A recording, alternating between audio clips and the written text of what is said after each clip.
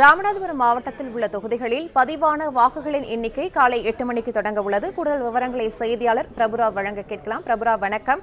ராமநாதபுரம் மாவட்டத்தில் எத்தனை தொகுதிகள் இருக்கின்றன? அங்கு வாக்கு எண்ணிக்கை தொடர்பான விவரங்களை பதிவு பண்ணலாம்.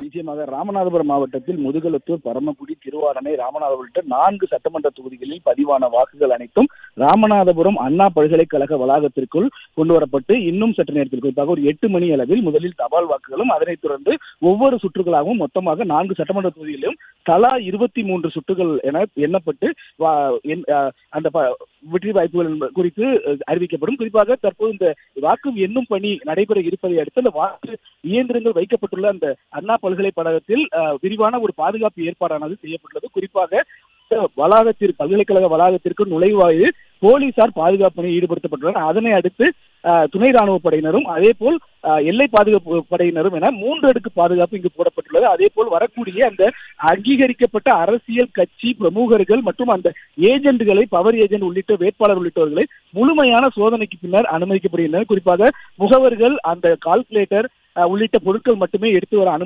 அனுமதிக்கப்படுகிறது. அதே போல் செல்போன் உள்ளிட்டவைகள் எடுத்து வர தடை செய்யப்பட்டுள்ளது.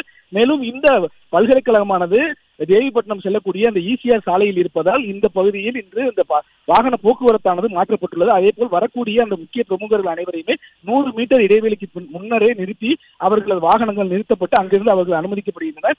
இந்த வாக்கு எண்ணும் பணியானது 8 மணிக்கு தொடங்க உள்ள நிலையில் தற்போதான அந்த பாதுகாப்பு ஏற்பாடுகள் விரிவாக செய்யப்பட்டுள்ளது மட்டுமல்லாமல் வரக்கூடிய அந்த அரசியல் கட்சி பிரமுகர்கள் மற்றும் அந்த ஏஜென்ட்களை முழுமையான சோதனைக்கு பின்னரே அனுமதிக்கப்பட்டனர். அதே போல அரசு ஊழியர்களும் அனுமதிக்கப்பட்டு வருகின்றனர். இன்னும் சற்று நேரத்தில் அந்த வாக்கு எண்ணும் பணி நடைபெற்று வருவதால் இங்கு ஒரு பாதுகாப்பு ஏற்பாடுகளும் செய்யப்பட்டுள்ளது. மாவட்ட ஆட்சியர் சிம்ரன்ஜித் சிங் காலோன் இன்னும் சற்று நேரத்தில் இந்த மையத்திற்கு வந்து பாதுகாப்பு ஏற்பாடுகள் குறித்து ஆய்வு செய்ய இருக்கிறார்.